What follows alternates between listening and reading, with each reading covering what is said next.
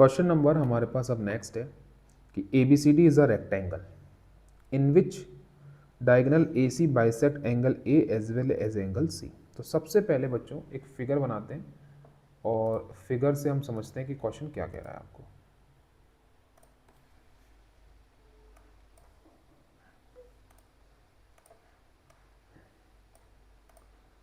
Figure yellow pen की जगह अपन इससे बनाएंगे तो ज़्यादा बेटर रहेगा।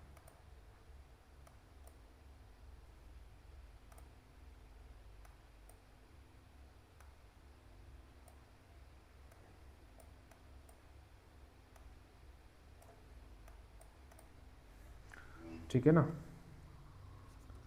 तो ABCD हमारा रेक्टेंगल है जिसमें क्वेश्चन ने बोला है कि आपकी जो डायगोनल AC है वो क्या करती है, एंगल A को भी बाइसेक्ट कर देती है और B को भी। इट मीन्स क्या मतलब हुआ कि ये दोनों एंगल्स इक्वल हैं, एंगल 1 इक्वल टू एंगल 2 है और एंगल 3 इक्वल टू एंगल 4 है।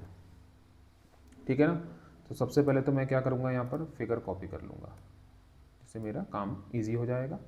नाउ क्या क्या गिवन है, तो यहाँ पर मैं गिवन में क्या लिखूँगा, ABCD is a rectangle in which AC bisect angle A and angle C। Angle 1 equal to angle 2 हो जाएगा। ठीक है ना। एंगल 1 इक्वल टू एंगल 2 हो जाएगा and angle 3 equal to angle 4 हो जाएगा। क्लियर है, ये गिवन हो गया आपको। अब सबसे पहला हम लोगों को यहाँ पर ये लाना है कि ABCD को एक स्क्वायर बना दो। तो बच्चों अगर रेक्टेंगल से स्क्वायर बनाना है तो वही काम करना पड़ता है जो पैरेललोग्राम से रोम्बस बनाना होता है। आपको कोई भी कॉन्जिक्यूटिव एंगल साइड इक्वल लानी, मतलब AB इक्वल टू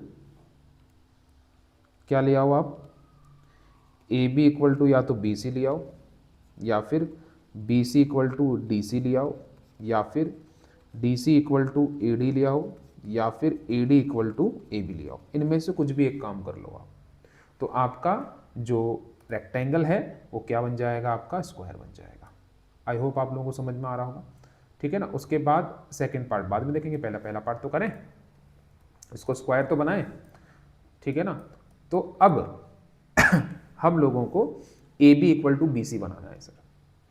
बहुत ही सिंपल है, जो अपन ने प्रीवियस क्वेश्चन में किया है। अब ध्यान से देखो, angle 1 equal to angle 2 already दे रखा है, angle 3 equal to angle 4 already दे रखा है, और मैं तुमसे कहता हूं कि एंगल 2 और एंगल 3 इक्वल है because these are alternative interior angle.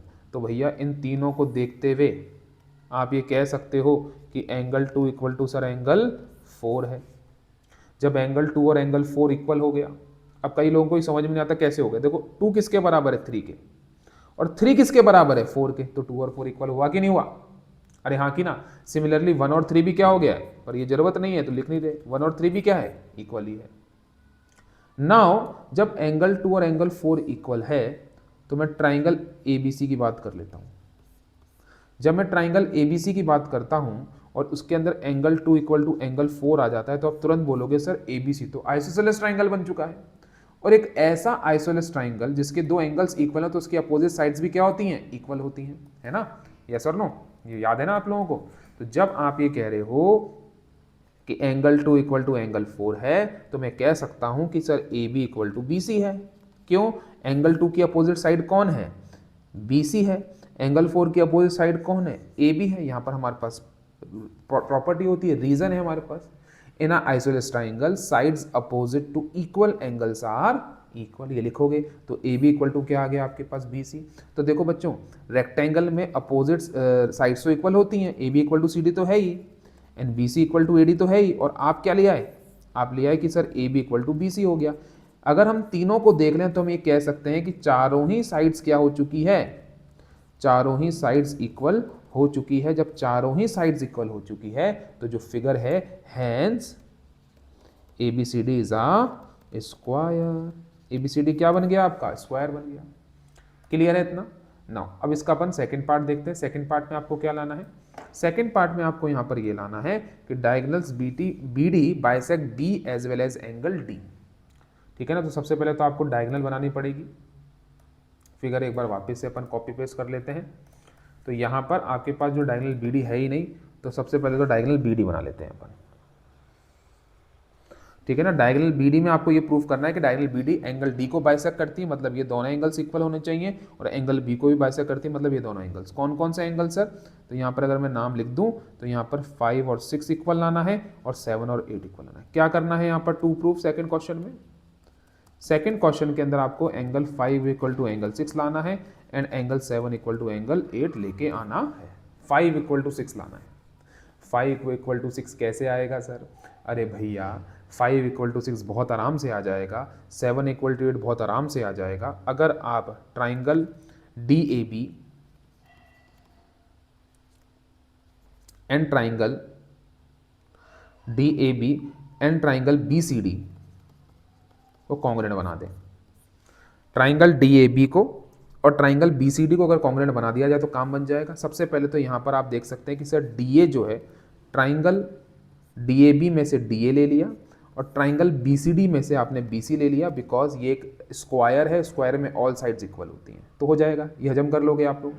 अच्छा, ट्राइंगल डी ए बी में ए बी इक्वल हो गया और ट्राइंगल बी सी डी में सी डी इक्वल हो गया। अगेन स्क्वायर है तो अपोजिट साइड सारी साइड्स इक्वल होती है, तो अपोजिट भी इक्वल होंगी। और दोनों ही ट्राइंगल में बी डी कैसी है? कॉमन है। तो ट्रिपल एस से आपका जो ट्राइंगल है वो क्या हो जाता है? कॉन्ग्रुएंट हो जाता है।